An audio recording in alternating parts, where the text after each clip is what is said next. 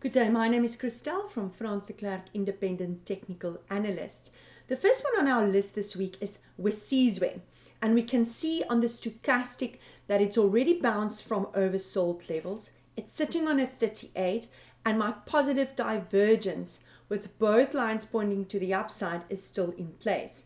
Now the next higher low on Wesizwe will be confirmed above that resistance of 78 cents. We can see that there was a beautiful double bottom, and I'm going to draw it for you, that confirmed the turnaround for the share. Now a double bottom, triple bottom, or inverse head and shoulder, or cup and handle formation, those are all formations telling us or implying that the bottom of the share is in place and that we can expect higher levels going forward. So we saw a little bit of a pullback on Wesizwe, but above 78 cents, the optimism of the higher low will be confirmed. And we can assume again below that low of 67 cents, the momentum to the bottom can continue and we can maybe expect lower levels. The 40-week moving average, represented by the red line, is waiting at 98 cents. That is a critical level that needs to change into a support in order to change the long-term sentiment towards the share to positive. And if we look at the history, we can see that the share battled to change and keep it a support for quite a while in the beginning of 2023. So 98 cents, a nice target that we can aim for when the momentum gets going on Wesizwe. DRD, the strong rand is hampering our gold shares at the moment, but with the gold price sitting at where it is, we can maybe see some opportunities here. Now the question was, where can I buy DRD? Now my stochastic, both lines are pointing downwards with a negative divergence where that shorter K line has broken downwards through the orange line. That tells me on the stochastic the momentum to the bottom is in place. But if I look at the price action, which counts the heaviest between the two indicators or the two barometers, we can see that the next higher low on DRD will be confirmed above exactly the level where the 40-week moving average is waiting. And that is represented by the red line 1827. What we saw here, what we can see is that the share pulled back, found support, bounced, found resistance, pulled back, found support at a higher level than the previous support. And that is why we talk about higher lows.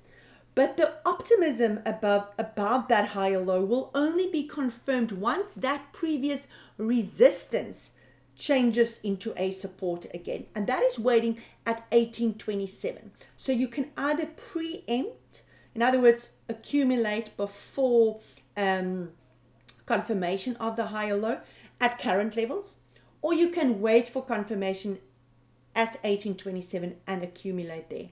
By that stage, your stochastic would probably have turned around, and then the big test is there enough buyers to change that resistance and keep it a support? Because we can see in the week of the 16th of October, it tested it and it kept the resistance. And that was seen as negative. That was seen as a technical negative goodbye case for more downside. Obviously, we saw a massive pullback or even a waterfall formation on DRD that took it back to levels around 1522.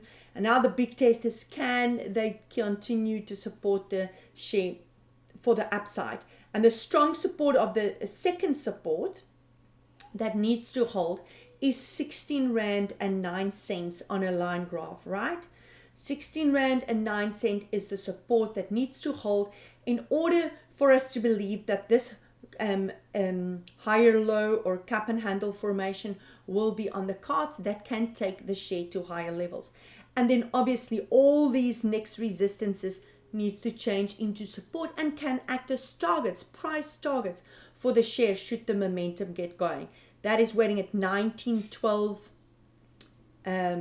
20 Rand 67, 21 Rand 82, 22 Rand 75, and that line high of 23 Rand 60. Some technical analysts would want to wait for that confirmation on the stochastic. You can even maybe change this into a candle graph and wait for the highs of the preceding candles to change into a support before you start to accumulate, if you want to do it earlier than waiting for 1827, where that 40-week moving average is waiting. The dollar index. I mean, if we look at the strength of the dollar, many are saying, listen, it's because of the weakness in the strength of the rand is because of the weakness in the dollar. So let's have a look at this dollar index. Now, the dollar index is exactly that. It's a basket of currencies, the major ones, the euro, the pounds, the Japanese yen, a basket of it compared to the dollar. So if this index rises, it means the dollar is strengthening. So should all else remain the same, it means the rand will probably weaken, right? So we previously have warned about a possible head and shoulder formation on the dollar index. That could take the dollar a lot weaker should that formation play out. But once the highest part of the right shoulder changed into a support, this whole head and shoulder formation, the warning around it was wiped off the table, and we assumed that the strength in the dollar could continue. So the head and shoulder is off the table for now because we are trading above that level of 105.26 on the dollar index. In other words, the warning is off the table for now. But it doesn't mean that this can become a higher right shoulder, okay? But we don't want to preempt it. At the moment, we could see that the dollar weakened a little bit, found support at 105.069, and strengthened a little bit again. So at the moment, we are above the 40-week moving average. That means we expect a stronger dollar going forward. Yes, the index is overbought, so we maybe can see a pullback, a little bit of a pullback, even to get it oversold again. But at the moment, this morning, as we see it at 105.50, there is definitely more strength in the dollar. All right, they're definitely supporting it at the moment. So now the big question is, can it go back to 106.58? Can it go back to that 106.67? And then ultimately back to that high where it was on the 10th of October 2022 at 113.30. So at the moment, the strength in the dollar is in place, but the probability of it to weaken first is there because it is in overbought territory. If I change this to a candle graph, we can see there was definitely clear resistance for the last couple of weeks. We could see that the dollar struggled to continue to strengthen. All right. So definitely last week, weakness in the dollar, definitely a pullback there, which means that is why our rand strengthened probably 1.4% down for last week. This week, a little bit of strength again, and we can see that in our rand weakening a little bit again this morning. So I hope this dollar index, so if you look at the rand versus the dollar, it's very important to look at the dollar index itself as well to give you an indication of the expectation of what might happen to the rand should everything else remains the same, right? If there are news or any ad hoc events, obviously that will have an impact on the rand itself, but the two work hand in hand. So should the weakness in the dollar continues, our rand will probably continue to strengthen again. Don't forget to send through your request for next week's show via Twitter or email us at admin@fransdeklerk.com. Have a fantastic week. Take care.